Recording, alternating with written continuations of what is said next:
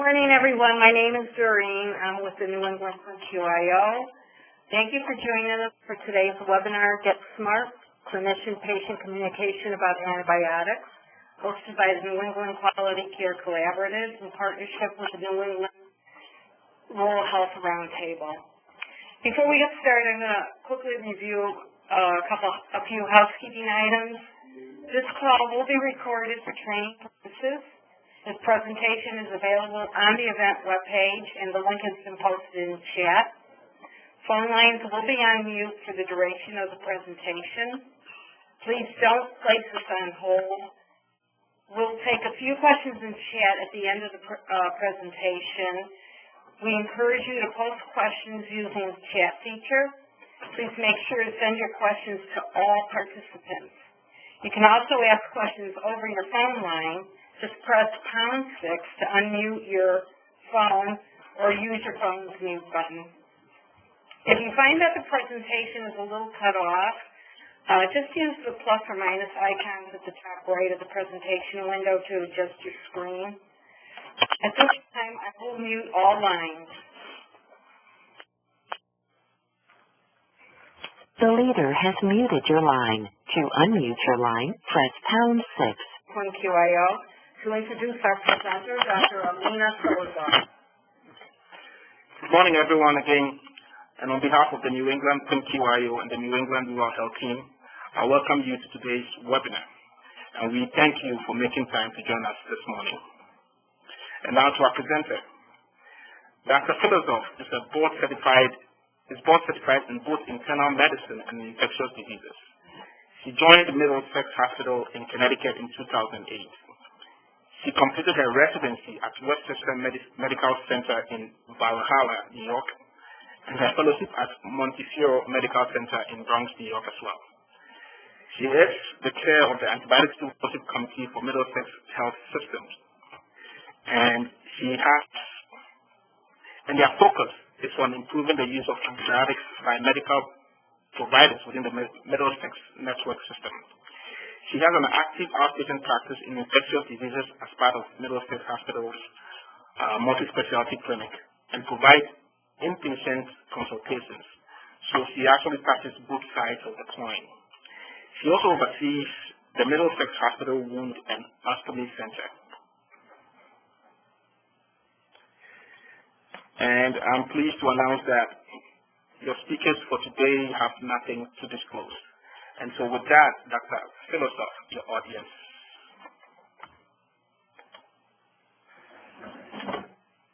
Good morning, everyone. Thank you for joining us today. I'd like to thank Qualidon for inviting me and for keeping this important issue of antibiotic stewardship on the forefront.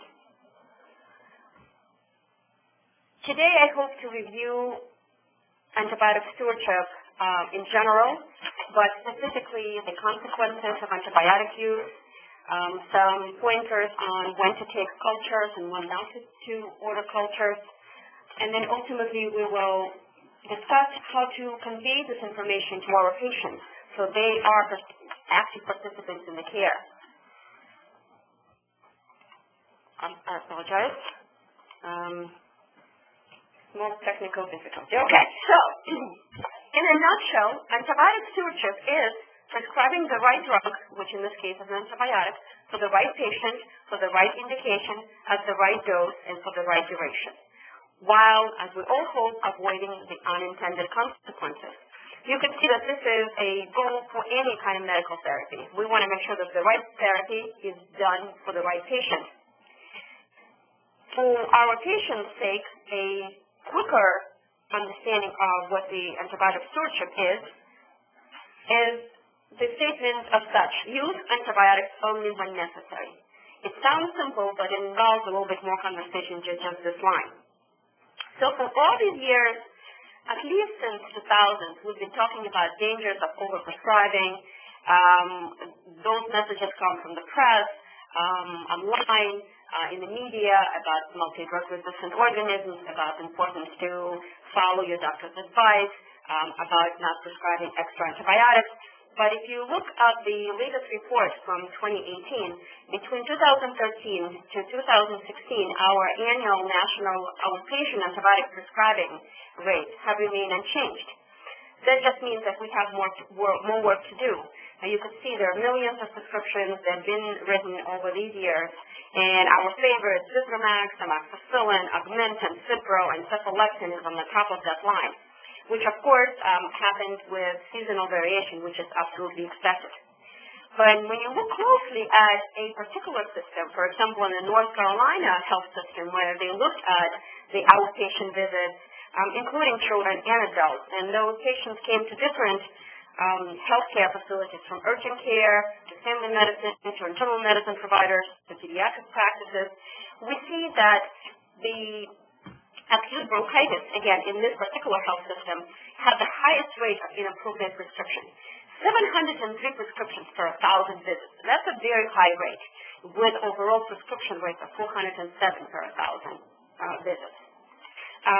There are some other interesting things that came about after closer review of this data, that patients, adult patients that have seen but advanced practice clinician, which we have much larger numbers of, have a 15% greater chance of receiving a prescription. This compared to a physician provider. This kind of data is also mirrored in our systems quick review. We also see that advanced care providers also prescribe a slightly higher number of antibiotic prescriptions for mostly viral etiologies than physicians. So that's one thing that we need to keep in mind when providing education to providers. And the other interesting finding was that older providers, so those in this particular case defined as over 51, between 51 and 60, were 4 times more likely to prescribe the antimicrobials compared to the younger providers. So again, it tells us that in the past there was not as much emphasis on correct prescribing of antibiotics, and now younger providers coming out of school at least receive some training and help change this trend. Anytime we prescribe the antibiotics, whether it is for a good reason or for a viral condition where they should not be prescribed, there are some side effects of the antibiotics that are always expected. Disruption of GI flora.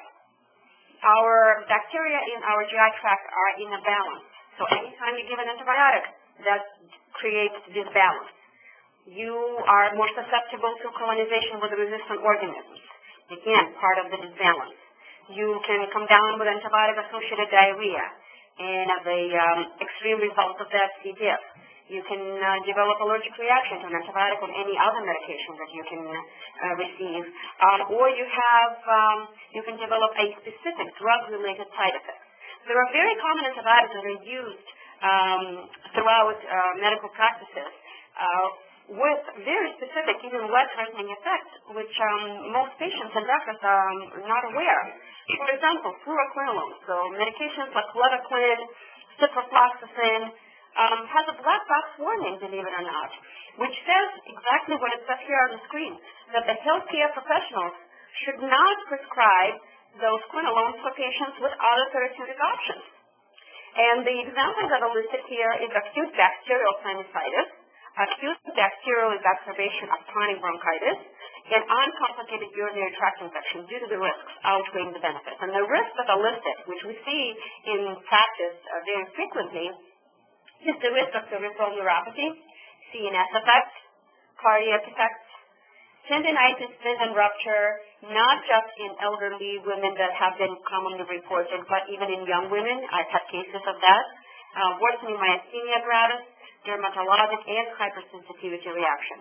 And another crowd favorite is the Zithromax and clarithromycin. These are very commonly prescribed drugs. And they also have a warning that we should consider the risk of fatal heart rhythms with Zithromax in patients at high risk. And we have a very large amount of patients that come to regular practices at risk for potential acute kidney prolongation, cardiac arrhythmias, or they are already on other medications that can worsen that side effect. When we prescribe the antibiotics without cultures, we preclude ourselves from very important information. First, if you don't have the culture, you may not select the narrowest antibiotic. You will have to go broader because you can't really know exactly which bacteria caused the infection. And then a bigger information is what this particular patient is colonized with and whether the community in general is in hands with this important.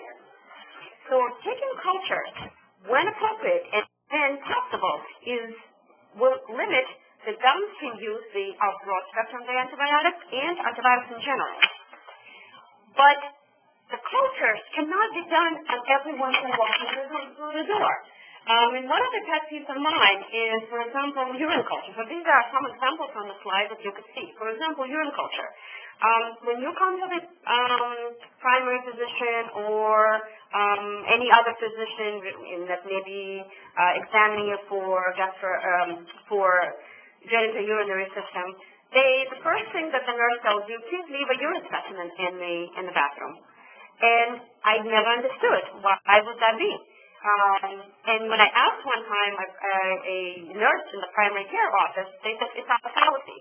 Well, it shouldn't be our policy because checking urine cultures during physical exams will give you no information. Checking urinalysis for protein or blood, that's a totally different question. But looking for a positive culture in a patient that's coming in for unrelated issue and has no symptoms is not only not indicated, but actually harmful. Other things here to warn is about test of cure for C. diff.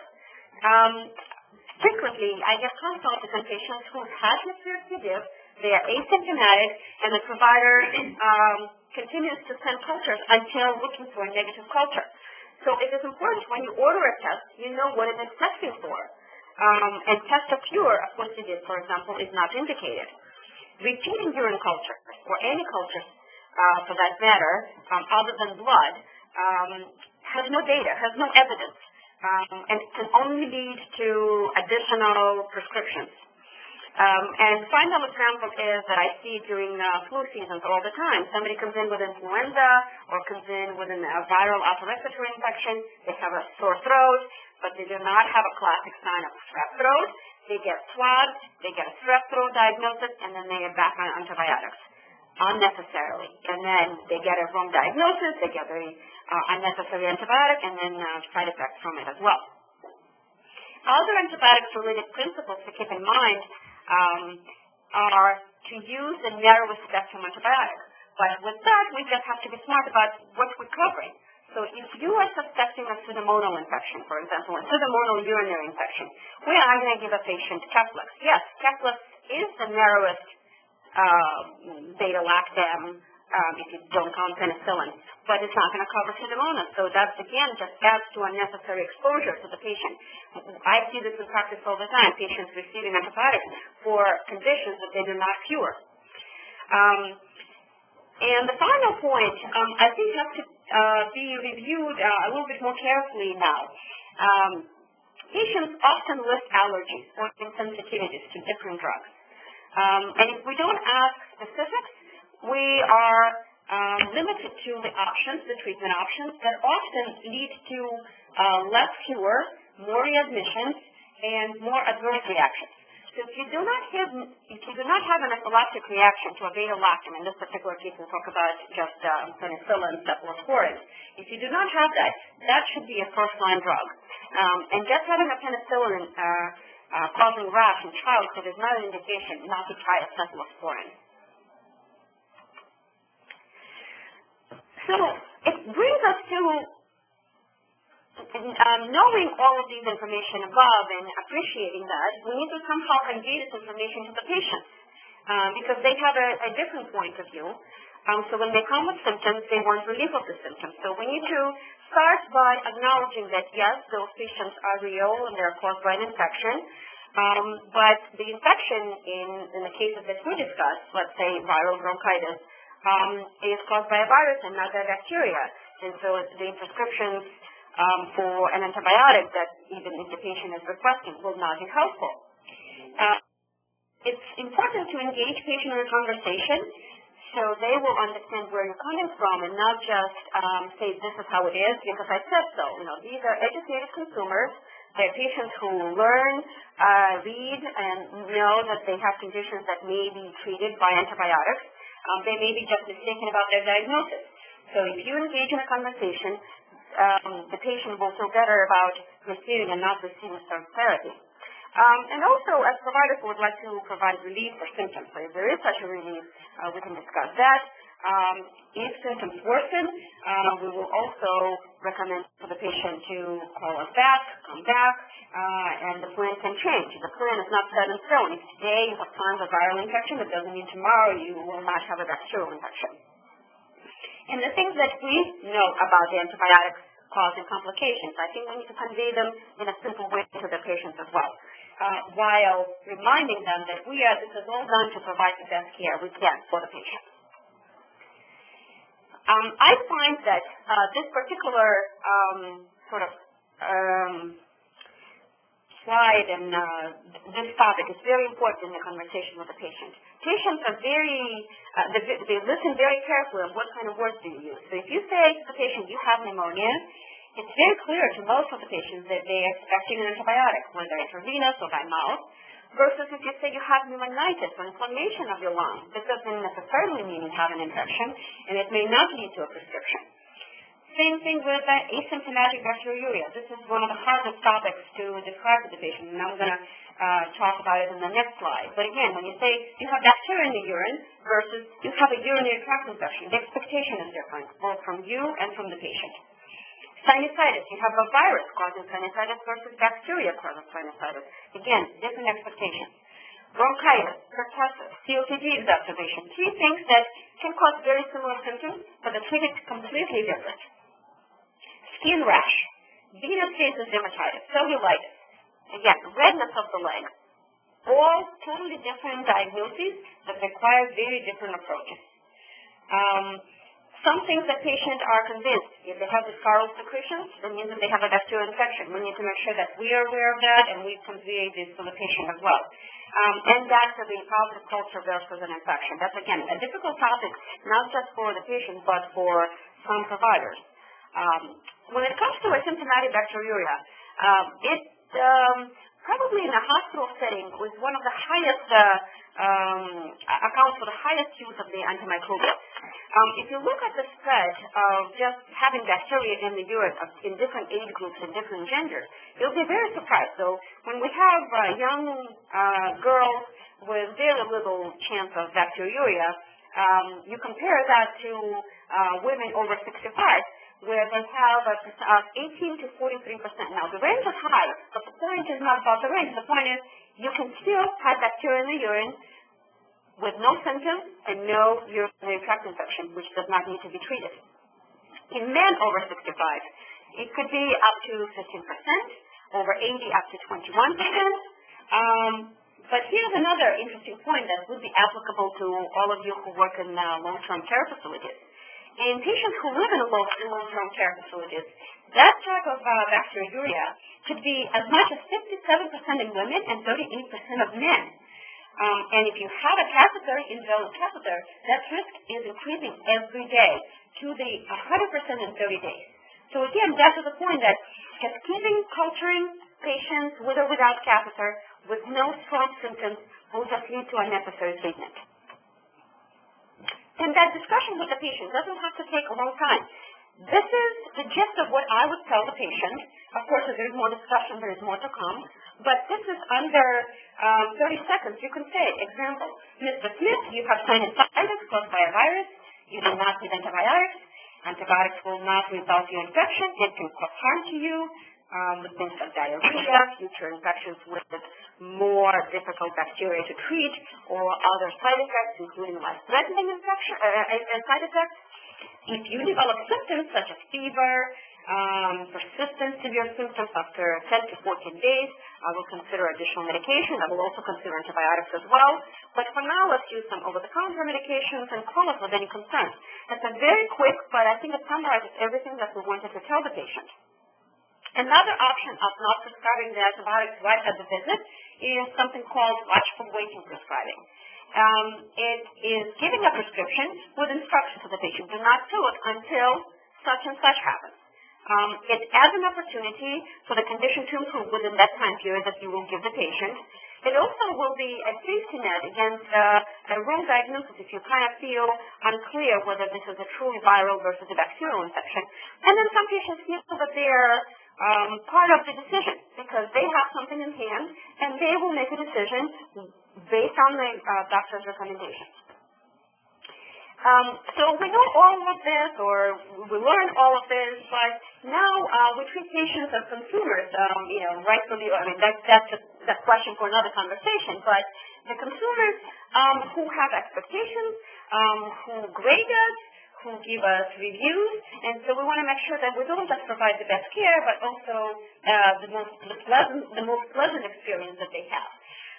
And in that, sometimes we fall in our own traps as well. So in this study, doctors in UK were reviewed in terms of the patient's expectations and their prescription of the antibiotics. And so this shows that if the patient that came to see the doctor expected the antibiotic, they most likely received it, which goes against what we were just talking about. But this paper, which is a little bit older, tells us that our cues may not be correct. We may not be picking up the cues from the patient as well as we think we are. So the reviewed physicians,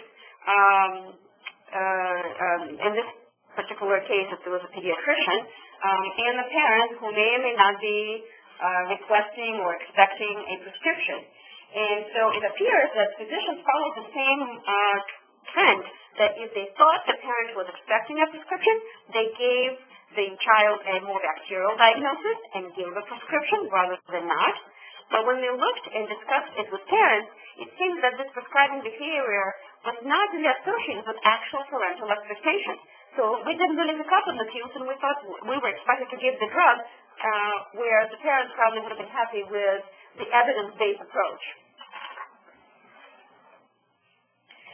So it is clear that the patient needs help understanding where we are with our antibiotic resources, and the providers need education as well, how to convey this information to the patients. And I think as providers, we need to be responsible for managing patients' expectations as well.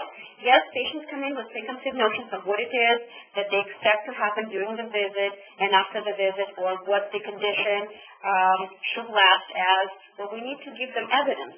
For example, I see, patients with Lyme disease, and they expect at the end of the treatment to be back 100%. Well, I have to tell them that the recovery may take several months. Well, this is news to them, but if it was, in a different kind of forum, they would expect another antibiotic, another and another. And so just that piece of evidence or information can help sway the conversation in the way I want it to go, not the patient, if they don't have the correct information. Having an educational process in the exam rooms are also very helpful. As a provider, you can refer to it. It almost sounds more legit if you have a paper on the wall that kind of mirrors what you say. And for the patient, it also gives an opportunity to read out for a few minutes while they're waiting for the provider, and also reference back to that poster. And again, as providers, we also have to be responsible for educating our own patients. So we educate them in terms of their disease process and including antibiotics as well.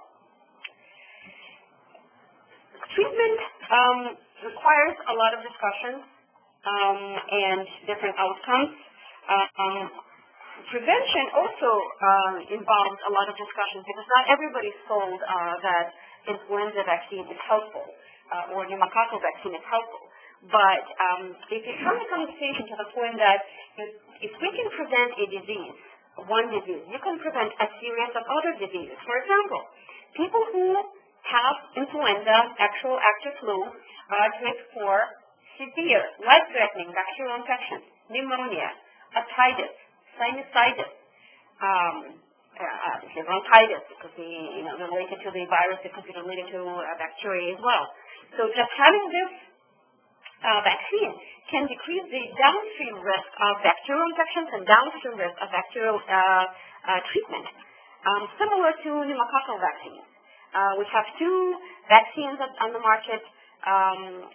So patients who are elderly and immunocompromised with a high rate of invasive pneumococcal disease, and their risk of hospitalization, the risk of death in elderly patients will decrease as well if they are up to date with their vaccination. So it is up to us as a provider to make sure that they are up to date and discuss it with patients, the benefits and the risks of these vaccines.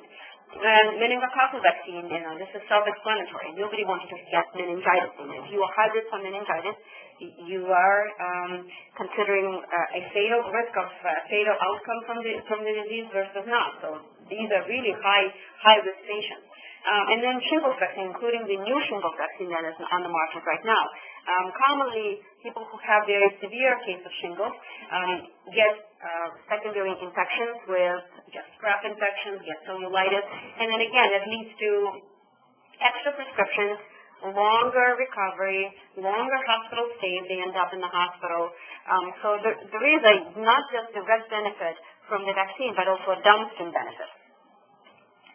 So I would like to encourage everybody to take a moment every time you are about to prescribe the antibiotic to make sure that there is a good reason, because we would like to keep as many of them as possible fully working for our patients and for our community. Thank you.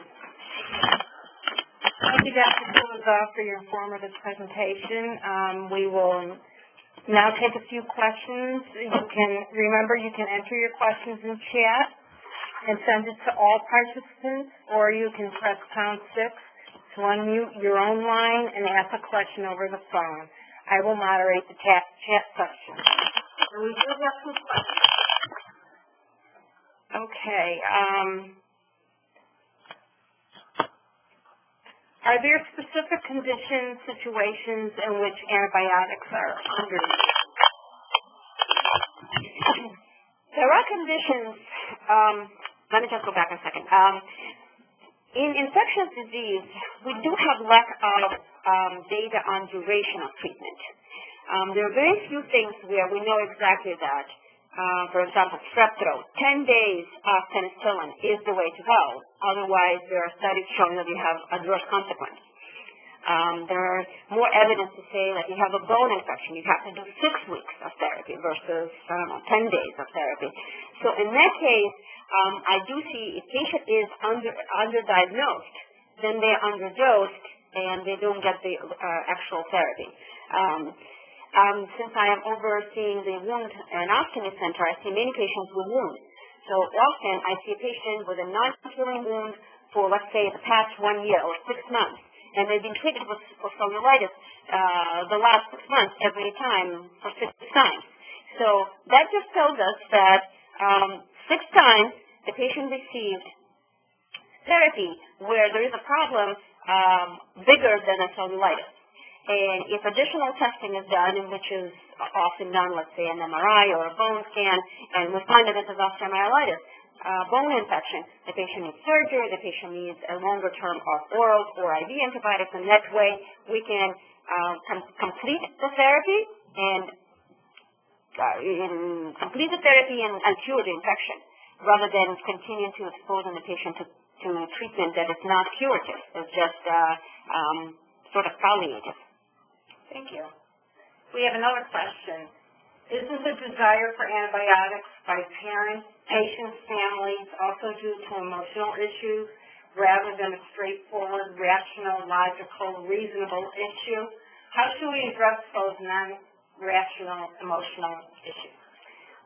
Well, I try to tell them that if patient comes in with a viral syndrome and requesting an antibiotic, my response to them is, the easiest thing for me would be to prescribe you an antibiotic. So you come in and say, okay, doc, I diagnosed myself with pneumonia, I want an antibiotic, and I could just say, thank you for doing my job, and I'm going to prescribe it right now, and you go home and then come back if there is not a problem. That's the quickest appointment I could ever have. But if I want to take the longer road, but the correct road would be to explain what you do have, and most patients actually listen to it. And most patients tell me comments that, I've never really heard of that. And I'm not saying anything out of this world. I just say, if I continue to give you antibiotics that you do not need, there will be one day when you come, and I will say, I'm sorry, I have nothing to give you. And we do have those kinds of patients, unfortunately, these days. There are patients who are hospitalized who have resistant bacteria, and I have to come to their room and say, I don't have anything to give you, and hope that this infection goes away. On that level, it's very easy to connect with the patient, because they will understand that you are working in their best interest.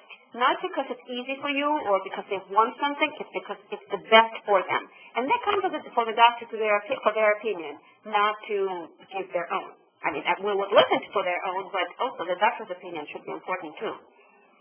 Thank you. Another question, my experience and understanding is that most of the desire is due to a lack of understanding, remedied by education.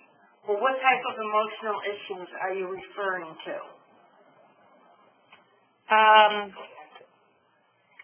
there was some question. Some of the patients, by the way, just as you're looking for them, they feel alone, feel lonely. So they're looking for partnership of some sort.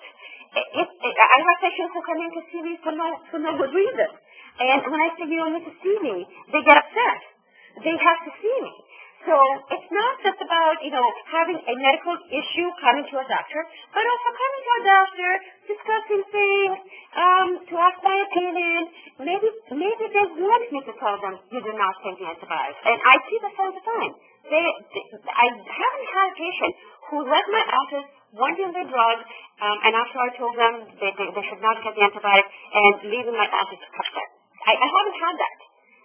It just takes a little bit of time, couple more minutes, just to say that I'm doing it for you, and we're here for you if something changes. Thank you. We have another question that's tied to the first question about underused antibiotics. Ann Randolph writes, for example, the availability of heuristic. Many patients are convinced that their acute sinusitis has only responded to antibiotics. And a certain small percent of those patients probably are correct in their assumptions. I'm not convinced that a rational, logical, educational point of view will dissuade those that have a long history of antibiotic use for such a condition. Truth in advertising, I drunk the Kool-Aid to antibiotic stewardship, but I think an approach that doesn't include normative, re-educative components will come up short. For example, we need peer pressure and other social movement ways of changing behavior. I want to make sure I understand the question correctly. So the way it was written, I want to make sure that the pressure should be on the, actually I wasn't sure, it's on the patient or on the doctor it's related to. But I think the social pressure should be on both. It should be on the doctor and on the patient.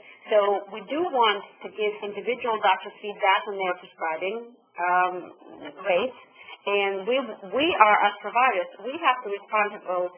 We are responsible for our patients' education and growth. So if the media, because the media sometimes gives misinformation, if the media leads the patient one way, but that this is not correct way, then we need to bring them back. And back to the study where it says that older providers prescribe more antibiotics, I would suspect that those patients who are used to being prescribed antibiotics every time they have sinusitis will understand that back in the day, this was not a hot topic. We didn't know as much. We thought we had unlimited resource when it comes to the antibiotics. We can use it forever. We're not going to lose it. But people are stunned when you tell them there are conditions right now, there are bacteria right now that I cannot treat because of lack of antibiotics. And again, I am not a researcher. I am a patient. I do patient care every day. So it's not just a theoretical idea for me. These are practical ideas where I face the patient and I have to tell him or her, no, this is the way to go. And I have not encountered a patient who said to me, no, everything you said was incorrect and I'm going to go somewhere else, or went somewhere else and got the prescription. I've never had that. Moreover, I had patients related to, let's say, vaccination. I had a patient who was very immunocompromised for many, many years under care of a hematologist, a nephrologist, a primary care physician, a vascular surgeon. All of these patients were involved in her care, and she did not receive influenza immunization and pneumonia immunization. And when I saw her in the hospital for unrelated reason, I happened to ask her about her immunization history, and she says, no, I'm not doing them because I'm afraid that my condition is going to get worse. I spent with her no more than 5 minutes. She came to me after the hospitalization and received both influenza and pneumonia vaccine right at the end of the season. So what I'm saying is I didn't force her. I didn't say anything that I didn't, discuss today. It's just patient, when you provide attention, whether it's 30 seconds to a couple of minutes, and you give a rationale, they feel that they're part of that decision and they're listened to and they're cared for and they'll make the right decision. I really believe that. Thank you. Still in the area of still in the area of your expertise in making that hard discussion, can you share some experience that you've had dealing with patients who came in and were demanding antibiotics and how you handled that situation?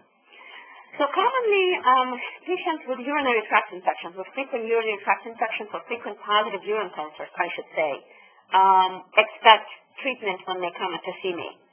And it's a very tough concept to discuss with patients because I know some providers are not clear on this concept too.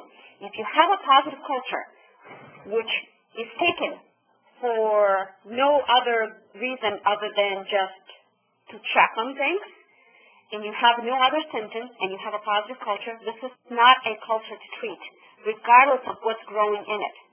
I have a patient who, every time she would come in, we would have exact same conversation. And she's a very educated woman, but she would ask me again, well, I have E. coli in the urine. Okay, let's do the antibiotics. And we again go back to square one. Having a culture, positive culture, doesn't mean you have an infection. And then she would come to me again.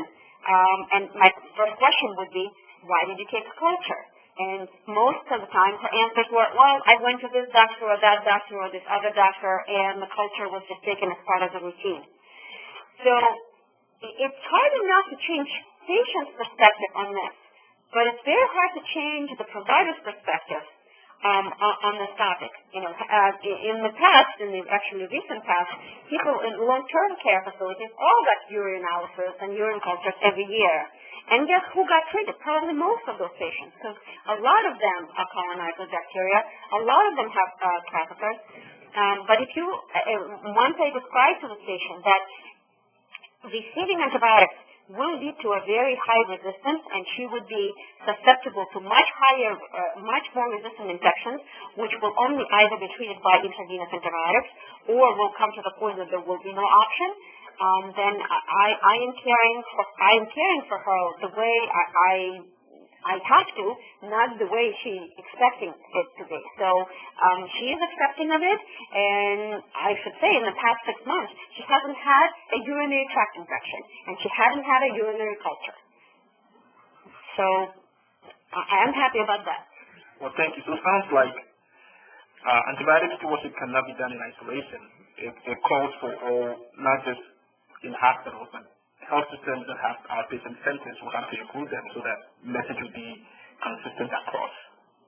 Because you have issues where somebody will leave here and go to another practice, and there they get what somebody else will not prescribe. So talking about cultures, you mentioned cultures predating antibiotics when possible. How feasible is this in the outpatient setting, especially, for example, in the physician practices? And how does the antibiograms fit into this equation? It's a very simple procedure to take a culture. Everybody and anybody can do it. You don't need to be a physician or even a PA or a PRN. Even a nurse can take a culture if taught correctly. The problem is that we need to make sure that we select those patients who need a culture. So if a patient comes in with, let's say, pneumonia, and they happen to have a wound, that wound does not need to be cultured because that will cloud your judgment on what antibiotics have to be given. But I know that part of Middlesex system and related offices, we have multiple surgical offices as well, and they see patients with surgical infections all the time. And after we started discussing the benefits of cultures and the benefits of selecting the right antibiotic for the patient, now I can proudly say that orthopedic offices, general surgical offices, vascular surgical offices in our system do regular cultures. They understand, it maybe was scary for them the unknown, but this is a very easy little swab if you just have to do it correctly, and it just provides a lot of information. Now, all of this information combined leads to antibiogram, which is a summary of our community's health and the resistance trends in the community. And if we see the trends increasing in terms of the resistance increasing, then we can add additional measures, remind patients more often, work with providers more frequently. We work with communities as well to make sure that antibiotics are done, again, only when necessary. Another question for you. One of the things we hear in the community is patient satisfaction is one of the influences that pushes providers to prescribe when they shouldn't. So I just wanted you to, if you could speak to how providers, including their support staff, how they can influence patients' criteria for satisfaction, which of course will impact patient satisfaction score. If you could speak to that. Right. What they can do, to influence patients' criteria for satisfaction. I think patients understand that when a provider is acting in the best interest of them, they appreciate it. Whether you prescribe a drug at the visit or don't, that really, in my mind, is not what will make a patient satisfied or unsatisfied. If they have a condition that results with favorable outcome, and the provider explained everything, that usually leads to a satisfied customer. But even if a patient who does not have a favorable outcome, has an unfavorable outcome, but they feel that all the treatment options were on the table from the get-go, and the rationale for every therapy was described to the patient, the satisfaction should not suffer. I do have patients with, obviously, with good outcomes, not so good outcomes, and don't remember a situation where somebody blamed me for a bad outcome because they felt that they were out of the loop of the decision. They were always part of the decision. And again, I think if you provide the best care, evidence-based, that should be the criteria for satisfaction. So you should remind patients this should be what you have to look for. Okay, thank you. So from chat, we have Kelsey. And the question is, do you recommend treating chronic PNA with unchanged diagnostic results if a patient is symptomatic again? I'm not sure what the chronic pneumonia would be. So chronic means recurrent. So if you have a recurrent infection, that needs to be further diagnosed. And it's a little bit out of the scope of this discussion, but somebody who has respiratory symptoms but doesn't have pneumonia on imaging or clinically does not have pneumonia probably doesn't have pneumonia. So then there should be another diagnosis. Either they have a typical mycobacterial infection, or they have a reflux disease, or they have allergy disease with postnasal drip that will give a very similar symptoms and a suspicion for pneumonia, but I'm not aware of a specific diagnosis of chronic bacterial pneumonia. Another question from Peter. Wants to know, what would you use for guidance for duration of therapy in long-term care setting? So that's an interesting question. few years ago, we've been talking about limiting the use of the antibiotics for the urinary tract infections in patients in long-term care facilities. There are multiple studies saying that even women over 65 can probably be okay with shorter durations of therapy, and they say 3 to 6 days rather than 7. And if you think about it, 7 days is just a convention. It's not based on evidence, so 6 is probably as good as 7. And if you extrapolate this further, somebody who doesn't have a catheter, probably 5 is as good as 6, and then you can go on and go on. But if you use this therapy in conjunction with improved hydration, if patient can tolerate, preventative measures, let's say scheduled bathroom breaks, trials of complete emptying of the bladder, that will decrease the instances where they have the symptoms, and again decrease the instances where they have a true urinary tract infection. But it's a fluid kind of target in regards to the duration. We know that healthy young women can be cured by 3 days of treatment, but more and more patients, and I've had in my practice patients who are much older and who I treated with 3 days of therapy with good results. Thank you. Next question. What criteria do you use for antibiotics as part of the therapy for COPD exacerbation? That's a tough question because we do not have very good diagnostics. Particularly in our institutions, I don't have a quick access to a PCR, which is a quick molecular testing for viruses. So if I could send this on a patient with a COPD exacerbation and I could be certain that they have a viral infection, then I don't necessarily have to give antibiotics. But difficulty culturing atypical bacteria, things like Mycoplasma, Haemophilus, makes it difficult to withdraw antibiotics from the COPD patients. And lack of resources when it comes to the molecular diagnostic of viruses also makes it difficult. So COPD patients are a different group of patients. I would not treat them the same way as patients who do not have COPD or structural lung disease. Those patients probably will end up on antibiotics and prednisone and tapering doses. Okay. All right. Next question from Kelsey. As I understand it, the time-out approach gives the prescriber an option to stop treatment if not appropriate. Is the rationale of stopping treatment before completion causes resistance no longer valid?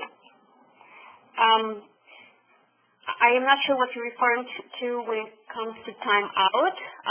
We don't stop treatment. The time-out I was referring to is before you actually start the treatment. You can give the prescription but not to start it. So that's the timeout I was referring to. If you're referring to a timeout after somebody has stopped already, that is not really appropriate. And I would caution you against just stopping in the middle of the therapy, although the upside of this is since we don't have the adequate or optimal duration of therapy for many of these conditions, based on available evidence that treatment duration can be shorter than you used to originally. So if you are used to treating a UTI for 7 days, then you can stop therapy at 5 days. That's not going to lead to increased resistance if patient remains asymptomatic and cured from the infection.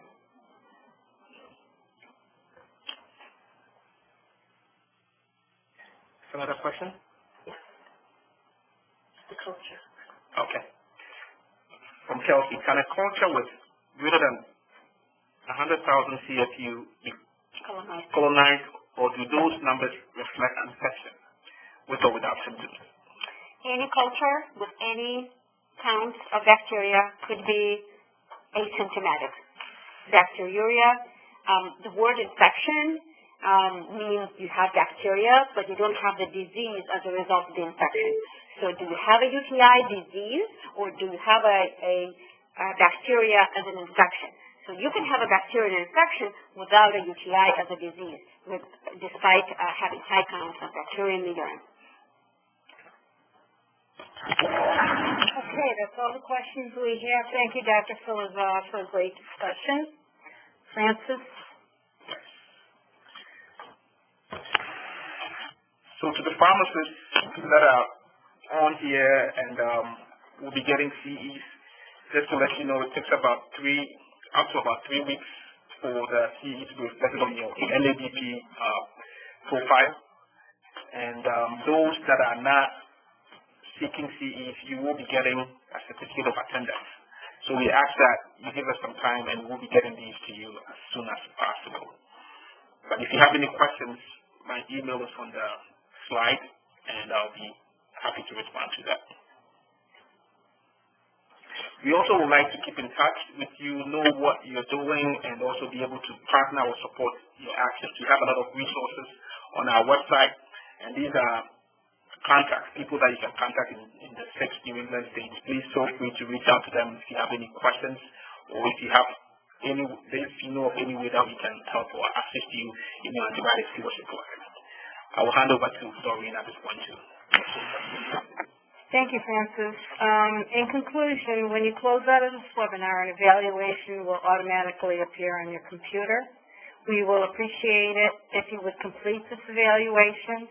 If you don't have time to complete it today, or you're sharing a computer with someone else, you'll receive an email tomorrow containing a link to the evaluation. As we mentioned at the beginning of the webinar, the presentation is currently posted on our website. Within the next few business days, a recording and transcript will also be added to the website. The link for this will also be included in tomorrow's email. Thank you again for this great presentation, and to everyone for attending. Have a wonderful day.